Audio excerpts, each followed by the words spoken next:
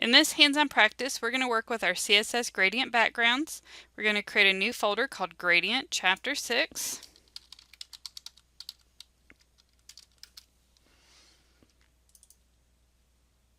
And within that folder, we want to look at our Chapter 6 starters. And we want that starter HTML file.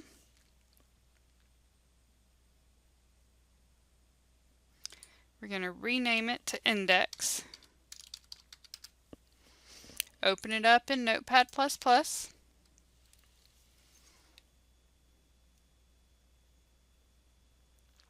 We're going to configure a linear gradient, so let's see what it looks like right now, just so we know what we're working with.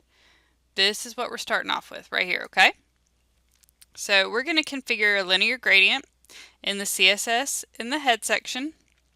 So here's our open and closing style tags. We're going to configure the body of the web page to display a fallback orchid background color and a linear gradient background that blends from white to the orchid from the top to the bottom with no repeat.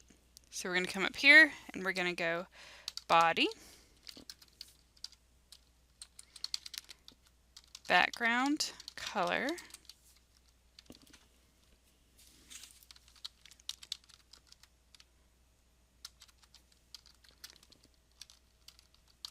background image, linear gradient to bottom,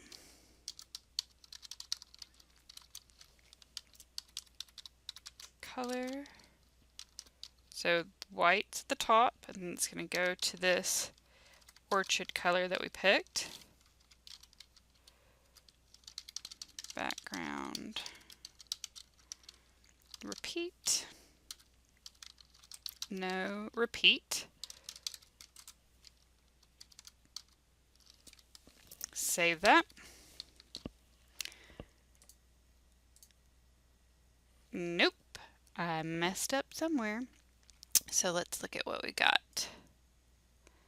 Let me check my code again. Background color. We did our linear gradient to bottom. This, background repeat, no repeat.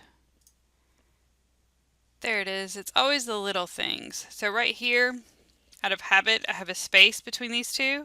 I need to bring this over so that it's connected, so it knows that to linear gradient, apply these styles. So let me save that, see if that fixes it. I think it will.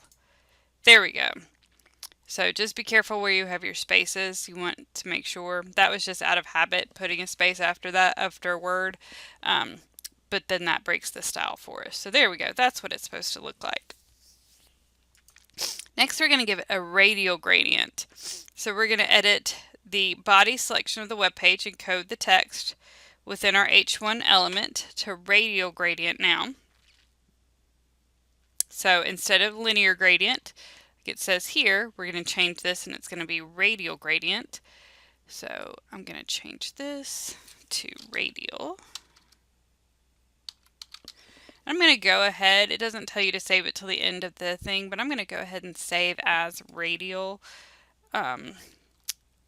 .html just because I don't want to overwrite what I had for my linear.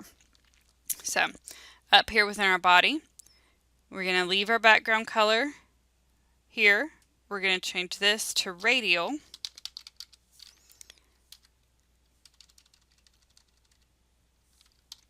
And we don't need the two bottom.